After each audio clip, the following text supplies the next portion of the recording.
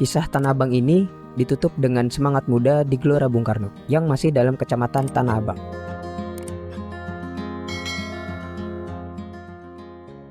Gelora Bung Karno pertama kali dibuka pada tahun 1962.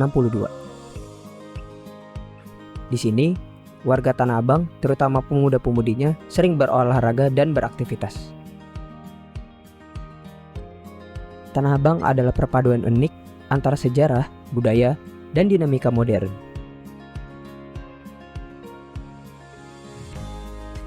Tanah Abang tetap berdiri teguh, menyimpan cerita dan harapan untuk masa depan.